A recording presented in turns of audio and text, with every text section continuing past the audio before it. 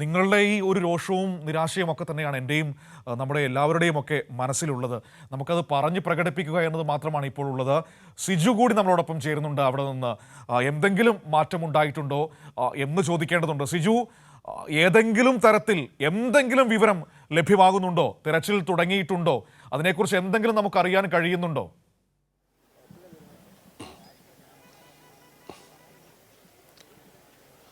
മനു, ഇന്നിപ്പോൾ നമുക്ക് ദൃശ്യങ്ങളിൽ കാണാം 4 കിലോമീറ്റർ ഇപ്പുറത്താണ് മാധ്യമങ്ങളെ തടഞ്ഞിരിക്കുന്നത്. അതിനകത്തേക്ക് പ്രവേശനമില്ല എന്നാണ് അറിയിച്ചിരിക്കുന്നത്. കേരളത്തിൽ നിന്നുള്ള രക്ഷാദൌത്യത്തിന്റെ ഭാഗമായിരുന്ന രഞ്ജിത്ത് ഉൾപ്പെടെയുള്ള ആളുകളെ അകത്തേക്ക് പ്രവേശിക്കാൻ അനുവദിച്ചിട്ടില്ല. അങ്ങനെ ഇവിടെ എത്തുന്ന ആളുകളെ എല്ലാം തന്നെ ഈ 4 കിലോമീറ്റർ അകലെ ഷിരൂരിൽ ഈ അപകടം നടന്ന സ്ഥലത്ത് നിന്ന് ഇപ്പുറത്തേക്ക് തടഞ്ഞു നിർത്തിയിരിക്കുകയാണ്. ആർക്കും പ്രവേശനം അനുവദിക്കില്ല എന്നാണ് ഇപ്പോൾ അറിയിച്ചിരിക്കുന്നത്. നേരത്തെ രഞ്ജിത്ത് ഇസ്രായേലി, അതോടൊപ്പം തന്നെ ലോറി ഡ്രൈവർ മനാഫ് ഉൾപ്പെടെയുള്ള ആളുകൾ വന്നപ്പോഴും സമാനമായ രീതിയാണ് സ്വീകരിച്ചത്. നിലവിലേതായാലും ഇന്നത്തെ തെരച്ചിൽ ആരംഭിച്ചിട്ടില്ല. ആരെയും അകത്തേക്ക് പ്രവേശിപ്പിക്കേണ്ടതില്ല എന്നൊരു നിലപാടാണ് സ്വീകരിച്ചത്. SP-യുമായി, ജില്ലാ പോലീസ് മേധാവിയുമായി രഞ്ജിത്ത് സംസാരിച്ചു.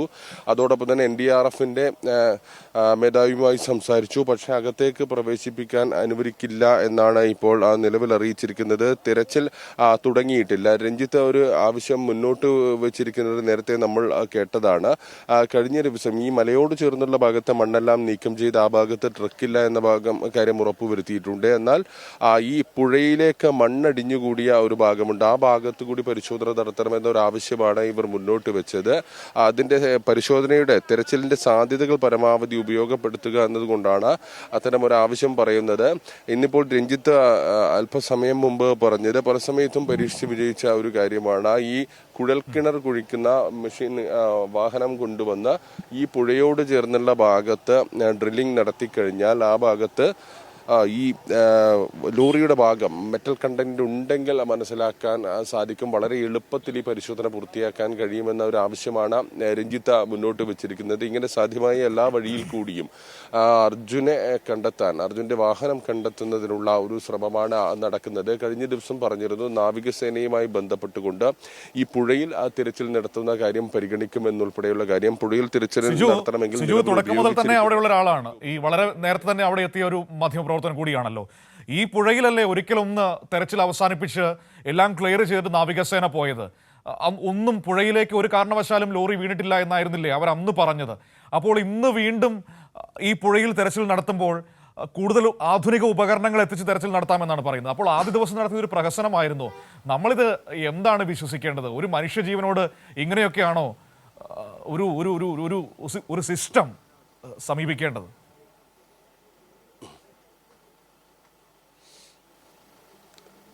മനു, നേരത്തെ തന്നെ ഇക്കാര്യങ്ങൾ നമ്മൾ വളരെ കാര്യമായി ചർച്ച ചെയ്തതാണ്. കാരണം ആദ്യഘട്ടത്തിൽ 3-4 ദിവസം ഈ രക്ഷാപ്രവർത്തനം എന്ന പേരിന് പോലും രക്ഷാപ്രവർത്തനം ഉണ്ടായിരുന്നില്ല, അല്ലെങ്കിൽ തെരച്ചിൽ ഉണ്ടായിരുന്നില്ല എന്നുള്ളതാണ്.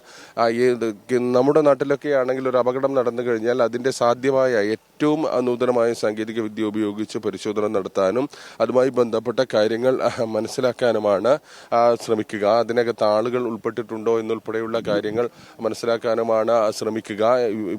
എന്നാൽ ഇവിടെ അതുണ്ടായില്ല എന്നുള്ളതാണ്. ഇപ്പോൾ ഇതാ അർജുന്റെ സഹോദരിയുടെ ഭർത്താവ് ജിതിൻ ഇവിടെയുണ്ട്. ജിതിൻ അകത്തേക്ക് പ്രവേശിപ്പിക്കുമോ എന്നുൾപ്പെടെയുള്ള കാര്യങ്ങൾ വ്യക്തമല്ല.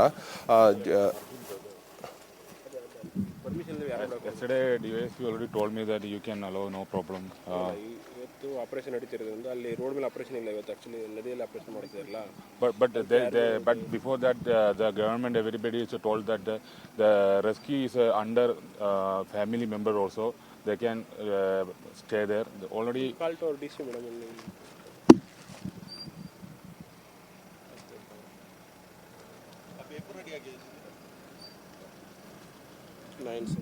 മനു, ദൃശ്യങ്ങളിൽ നിന്ന് വ്യക്തമാണ് ജിതിനെയും അകത്തേക്ക് പ്രവേശിപ്പിക്കുന്നില്ല. അർജുന്റെ സഹോദരി ഭർത്താവ് ജിതിൻ ഇപ്പോൾ അകത്തേക്ക് കടക്കുന്നതിന് അനുമതി ചോദിച്ചപ്പോൾ ഇവിടെ നിന്ന് ആരെയും കടത്തി വിടേണ്ടതില്ല എന്നാണ് അറിയിച്ചത് എന്നാണ് പോലീസ് ഉദ്യോഗസ്ഥർ പറഞ്ഞിരിക്കുന്നത്. ഇപ്പോൾ ജില്ലാ പോലീസ് മേധാവി, ജില്ലാ കലക്ടർ ഉൾപ്പെടെയുള്ള ആളുകളെ വിളിച്ചുകൊണ്ട് അകത്തേക്ക് കടന്നു പോകാൻ കഴിയുമോ എന്നുൾപ്പെടെയുള്ള കാര്യങ്ങളാണ് ഇപ്പോൾ നോക്കുന്നത്.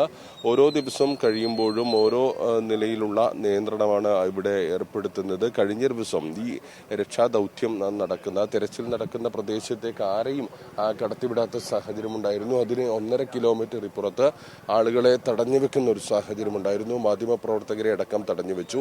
ഇന്നാണെങ്കിൽ 4 കിലോമീറ്റർ അകലെ ദേശീയപാതയിൽ ഇപ്പുറത്താണ് ആളുകളെ തടഞ്ഞു വെച്ചിരിക്കുന്നത്. രഞ്ജിത്ത് ഇസ്രയേലി രക്ഷാദൗത്യത്തിന്റെ ഭാഗമായ രഞ്ജിത്ത് ഇസ്രയേലിയെ പങ്കെടുപ്പിച്ചിരുന്നില്ല, അകത്തേക്ക് പ്രവേശിപ്പിക്കുന്നില്ല. അതോടൊപ്പം കളക്ടറെ വിളിച്ച് അനുമതി തേടാനാണ് പറയുന്നത് പോലീസുകാർ. ഇല്ല, ആള് ബിസിയാണ്. ഞാൻ വിളിച്ചിരുന്നപ്പോൾ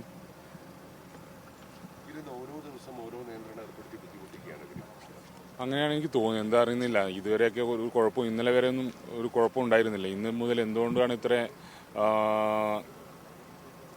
നിയന്ത്രണം ഏർപ്പെടുത്തുന്നതെന്ന് മനസ്സിലാവുന്നില്ല. അങ്ങനെയാണ് ഞാൻ പറയാൻ പറ്റിയത്. അവരെയൊന്നും വിടുന്നതില്ല. അത് വന്ന് മാഡത്തിന് വിളിച്ചിട്ട് ബിസിയാണെന്നുകൊണ്ട് വിളിച്ച് നോക്കാൻ ശ്രമിക്കും.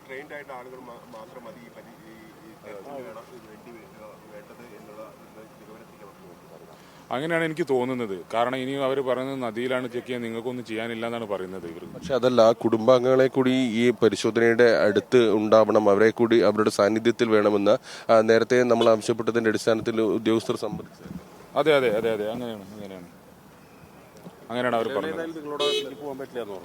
നിലവിൽ പോകാൻ പറ്റില്ലെന്ന് പറഞ്ഞു.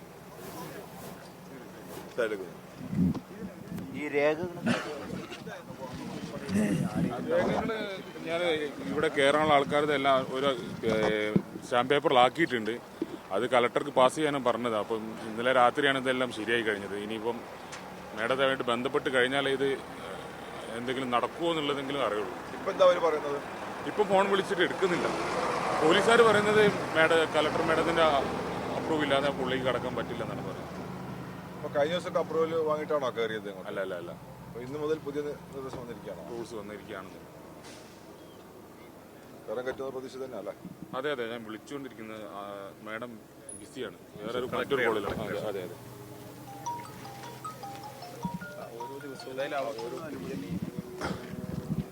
മനു, ജില്ലാ കലക്ടറെ ബന്ധപ്പെടാനുള്ള ഒരു ശ്രമമാണ് ഇപ്പോൾ ജിതിൻ നടത്തുന്നത്. ബന്ധുക്കളെ പോലും അകത്തേക്ക് പ്രവേശിപ്പിക്കാത്ത ഒരു സാഹചര്യം, ഓരോ ദിവസവും ഓരോ നിയന്ത്രണമാണ് ഇവർ ഏർപ്പെടുത്തിക്കൊണ്ടിരിക്കുന്നത് എന്നാണ് പറയുന്നത്. കഴിഞ്ഞ ദിവസങ്ങളിൽ സമാനമായ രീതിയിലുള്ള പ്രശ്നങ്ങൾ ഉണ്ടായപ്പോൾ ഈ ബന്ധുക്കളെ ഈ രക്ഷാദൗത്യം നടക്കുന്ന തെരച്ചിൽ നടക്കുന്ന സ്ഥലത്തേക്ക് പ്രവേശിപ്പിക്കാമെന്ന് സമ്മതിച്ചിരുന്നു.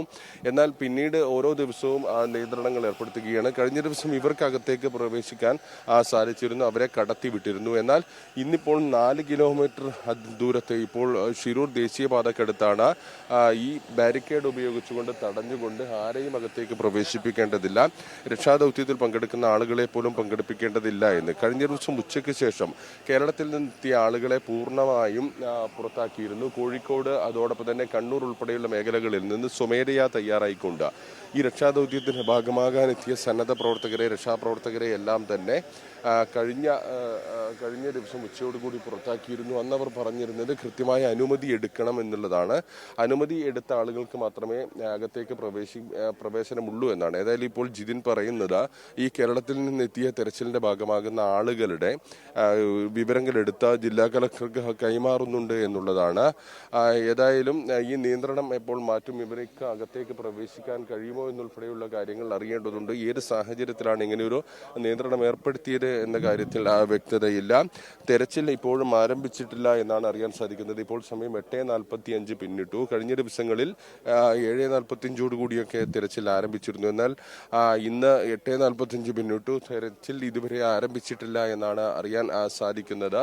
ഇന്ന് തെരച്ചിൽ നടക്കാൻ പോകുന്നത് പ്രധാനമായും പുഴയിൽ തന്നെയായിരിക്കും. പുഴയിൽ പരിശോധന നടത്താനാണ് തീരുമാനിച്ചിരുന്നത്. നേരത്തെ 1-2 തവണ പുഴയിൽ ഈ സ്കൂബ ടീം ഉൾപ്പെടെ പരിശോധന നടത്തിയിരുന്നു. എന്നാൽ കൂടുതൽ നൂതനമായ സാങ്കേതിക വിദ്യകൾ ഉപയോഗിച്ചുകൊണ്ടുള്ള പരിശോധന നടത്താനുള്ള ഒരു ശ്രമമാണ് ഇപ്പോൾ നടക്കുന്നത്. നാവികസേനയുടെ സേവനം ഇതുമായി ബന്ധപ്പെട്ട് തേടിയിട്ടുണ്ട്. അതേസമയം തന്നെ രഞ്ജിത്ത് ഇസ്രായേലി, ഈ കേരളത്തിൽ നിന്ന് ഈ ദൗത്യത്തിന്റെ ഭാഗമായി രഞ്ജിത്ത് ഇസ്രായേലി പറയുന്നത് ഈ പുഴയുടെ കരയോട് ചേർന്നുള്ള ഭാഗത്ത് മണ്ണ് കൂടി നിൽക്കുന്ന ഭാഗത്ത് പരിശോധന നടത്തണം എന്നാണ്. ഈ ചായക്കട നിന്നിരുന്ന സ്ഥലത്ത് പരിശോധന നടത്തണമെന്നാണ് പറയുന്നത്. ഈ ഭാഗത്ത് പരിശോധന നടത്തുന്നതിന് വേണ്ടി അദ്ദേഹം പറയുന്നത് ഈ കുഴൽക്കിണർ കുഴിക്കുന്ന ഒരു സാങ്കേതിക വിദ്യ ഉപയോഗിച്ചുകൊണ്ട് ഈ ഭാഗത്ത് പരിശോധന നടത്താൻ കഴിയും. അത്തരത്തിൽ ഒരു കുഴൽക്കിണർ കുഴിക്കുന്ന മെഷീൻ ഉപയോഗിച്ചുകൊണ്ടുള്ള പരിശോധന നടത്തണമെന്നാണ് രഞ്ജിത്ത് പറയുന്നത്. കാലാവസ്ഥ വേഗത്തിൽ മാറുകയാണല്ലേ, നല്ല മഴ പെയ്യുന്നു. ഏതായാലും പരിശോധനകൾ